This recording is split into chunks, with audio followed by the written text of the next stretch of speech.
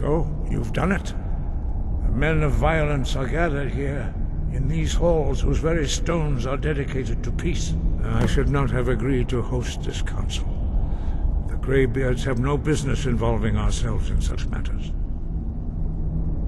Peace? I doubt it. They may put their weapons down for a moment, but only to gather strength for the next bloodletting. They are not yet tired of war. Far from it. You know the ancient Nord word for war? Season unending. And so it has proved. But regrets are pointless. Here we are. Take your seat at the council table, and let us see what wisdom we can find among these warriors of Skyrim.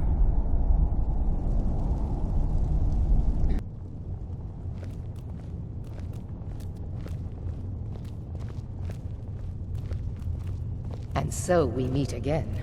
But this time I know who and what you really are.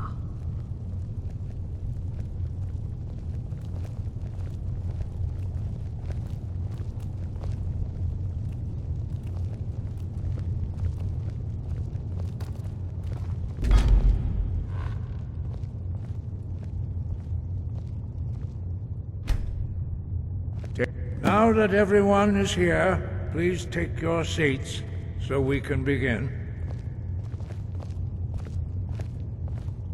I hope that we have all come here in the spirit You of... insult us by bringing her to this negotiation?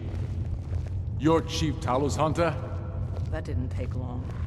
Here. I have every right to be at this negotiation. I need to ensure that nothing is agreed to here that violates the terms of the White Gold Concordat. She's part of the Imperial delegation. You can't dictate who I bring to this council. Please, if we have to negotiate the terms of the negotiation, we will never get anywhere. Perhaps this would be a good time to get the Dragonborn's input on this matter. By Ysmir's beard. The nerve of those Imperial bastards, eh? To think that we would sit down with that Thalmor bitch. I say she walks, or we walk. I'm glad we agree on this. Very well, Ulfric. Enjoy your petty victory. The Thalmor will treat with whatever government rules Skyrim.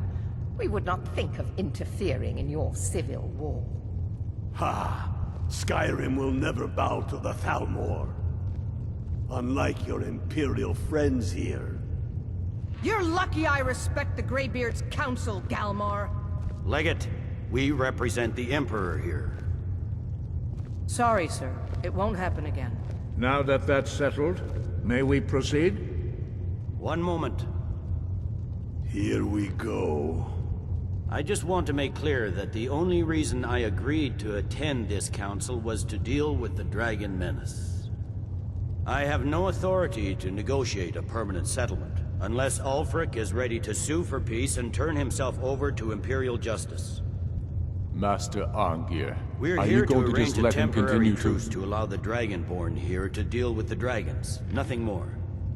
We consider even sitting down to talk with these we reach rebels more Ancestor than Glade generous. soon. Enough posturing, Tullius. If you came to talk, let's get on with it. Fine.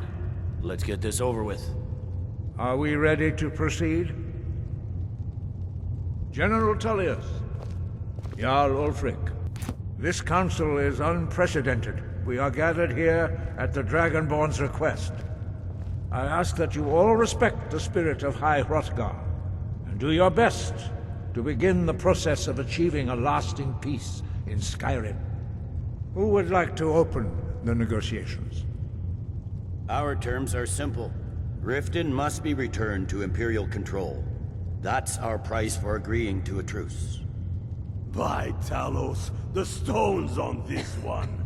You're in no position to dictate terms to us, Tullius. That's quite an opening demand, Tullius. Ulfric, you can't be taking this demand seriously. We can hold Riften against anything the Empire can throw at it. Besides, Jarl Galmar, Layla will never We will agree do whatever to... I decide is in the best interests of Skyrim. Are we clear? Yes, my lord. Come on, Tullius. You can't seriously expect us to just hand over Riften at the negotiating table. You haven't been able to take it back yet. Why should we give it up now? I am sure General Tullius does not expect something for nothing. Of course not. What will you offer for Riften, Tullius? Some empty promises? Maybe some more Imperial bluster? Enough, Galmar. Jarl Ulfric, what would you want in return? First, let me be clear. The Sons of Skyrim know from bitter experience that talking to the Empire is a waste of time. Or worse, Imperial promises are simply a way to lull you while they prepare a dagger for your back. Aye, we haven't forgotten Markarth, Tullius. But I accepted Dragonborn's invitation to this council, and I at least will negotiate in good faith. The council was your idea, huh? So tell us, what do you think Riften is worth?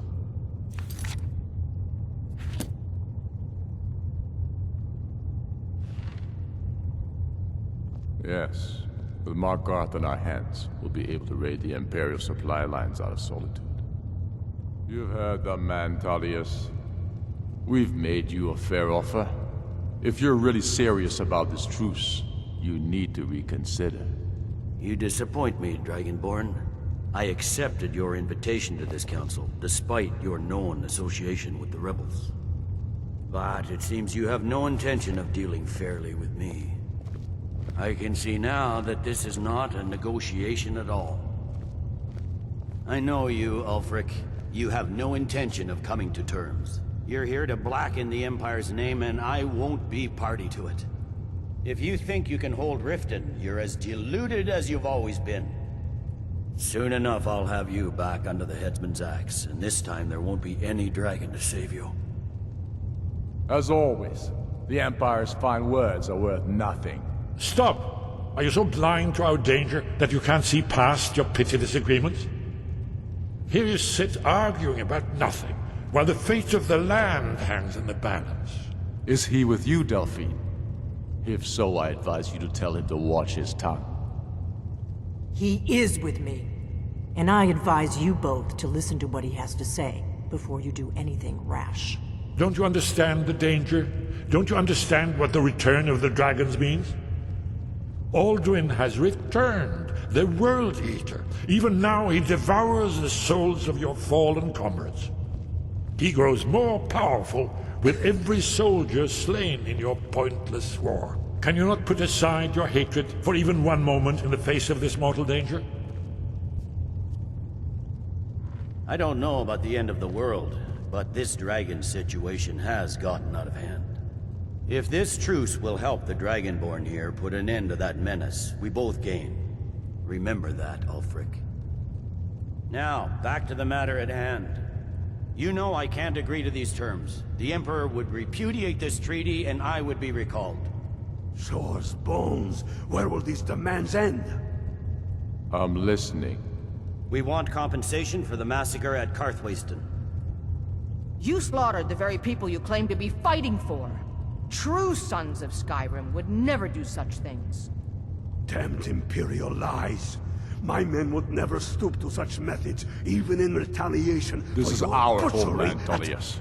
All the blood spilled in this war is on your head. So, Dragonborn, what do you say? Well said. You may be fighting on the wrong side in this war. For once you'll actually pay for your crimes. I suppose that's the fairest deal we're likely to get. It seems we may have an agreement. Jarl Ulfric, General Tullius, these are the terms currently on the table. Riften will be handed over to Imperial control. Jarl Layla Lawgiver will step down, and Maven Blackbriar will become the Jarl of Riften. The Empire will withdraw its troops from the Reach, allowing Ulfric's forces unhindered access to Markarth. Jarl Igmund will go into exile, with Thongvor Silverblood taking his place as Jarl of Markarth. The Stormcloaks will pay appropriate compensation for the massacre at Karthwasten. You both agree to this? The Sons of Skyrim will live up to their agreements, as long as the Imperials hold to theirs. What about you, Elisif? Are these terms to your liking? Speak up! I'm sure General Tullius is waiting to do your bidding. I have nothing to say to that murderer. General, you've proven yourself a good friend to Skyrim. I continue to trust that you will do your utmost to safeguard our interests. Thank you, Jarl Elisif. I appreciate your loyalty. The Empire can live with these terms, yes, for a temporary truce, until the Dragon Menace is dealt with. After that, Ulfric, there will be a reckoning. Count on it. Now that the Empire has been driven from the Reach, we can put a stop to the raping of her silver mines. That silver belongs in Skyrim. Come on, Dalmar. We have a lot of work to do. This is quite an achievement, Dragonborn. And General Tullius. Riften is ours. Jarl Balgruuf, I assume you are familiar with the Dragonborn's plan? Yes, I'm ready to do my part. Just say the word, and my men will help you spring this trap. But the difficulty remains how to lure a dragon to Dragon's Reach at all. Well, that's an excellent question. You haven't overlooked that little detail, have you? Ah, I believe I can be of help here. I anticipated the problem.